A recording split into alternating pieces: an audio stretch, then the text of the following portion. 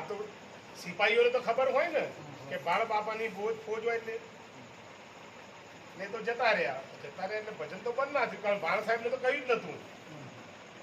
ભગતને કીધું, ભગતે બાળ બાપાને કહેવાની હિંમત ના ચાલી.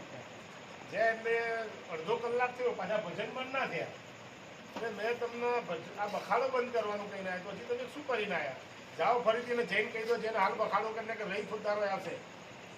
રવિ સાહેબ આવશે તો કંઈક ઊંધું સીધું થશે. ત્યાં જઈને પછી ભગતને વાત કરતા ભાણા બાપાને ખબર પડી ગઈ એ બાપા રહી ખુદદારની અહીંયા ઉતારો છે અને એવું કેવું છે કે આ બખાડો બંધ કરાવી દે. એટલે બાપા અમે તો એમના ચિઠ્ઠીના ચાકર છીએ. આ ભજન આપના ધીમગાઓ હજી એ બાપાને કહી દઉં પૈસા હજાર કહી દે કે તારા સાહેબને મેં બંધ કરી દઈશું. જાત એ જમાદાર જતા પાછા બોલાયા કે કોણ છે કે રહી ફોજદાર. ખારું તારા કહી દેજે કે તારા બાપનો બાપ ભજન ગાય છે એટલું કહી દેજે.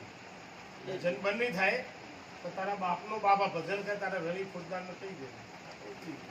બાળ સાહેબે જેટલી ભજન મંડળું બધાને કહેજો જેના જોડે નરગાવે નરગા વગાડે, કોસા જોડે કોસી જોડે મંજીરા હોય તો એ બંધ કરવાની. પણ એટલા જોર જોરથી વગાડવાનું કે બખાડા કહેવાનું ખબર પડે કે ભજન થાય. જોર જોરથી વગાડવા મળે તો પેલું કે મેં તમને બંધ કરવા શું કહ્યું કે બાપા અમે કઈ ના. પણ એક તો એવું કહે છે ને કે તારા બાપનો બાપ ગાય છે. પેલામાં તો ફૂલ ન ચડી ગયું. મને એવું કીધું આ રહી ફોજદારને મેં કીધું ભગતે કે તારા બાપનો બાપ કે હા બાપા આવી કીધું કે જઈને કહી દે કે તારા બાપનો બાપ ગાય છે, ભજન બંધ નહીં થાય. ભરાઈ નામ કામ જવા કરતા ભૂલ નહીં. જેવી ડેલી કોઈને પગ મૂક્યો ને ભાણ એ કાળ મુખા ત્યાં જ ઉભો રહ્યો. રહી સાહેબ ને કરંટ આવ્યું કાળ મુખા મને કીધું. હા કે એનું તો કોઈ કામ હતું જ નહીં. વિચારમાં પડી ગયા. મેં એવું જીવનમાં શું કર્યું? કાળ મુખા કીધું. ભાણ સાહેબ ના પગ પકડી દીધા. બાપા મને આપે કાળ મૂકું કે મને સમજાવો તમે પહેલા, પછી બીજી વાત.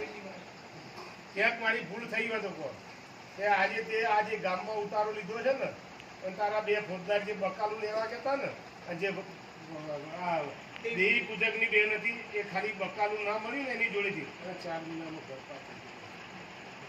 આવું મારાથી આ તારો ભાવ. મને એમ લાગ્યું કે જો આવા ભગત બાપાને આવા પરચાની ખબર પડતી તો બાપા હવે મારે આ બધું કંઈ જોઈતું નથી.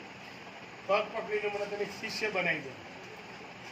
રવિ સાહેબને શિષ્ય બનાવી દીધો, નોકરી છોડી દીધી. મારા સાહેબ જ્યાં જાય ને તેમની ભજનની મંડળીમાં રવિ સાહેબ મજબૂર થઈ ગયા. પણ રવિ સાહેબે સંસારિક હતા, મારા સાહેબે સંસારિક હતા. પણ ભજનની મોડ થાય તો બહાર એક વાગે ને રવિ સાહેબનું ઘર સાંભળે.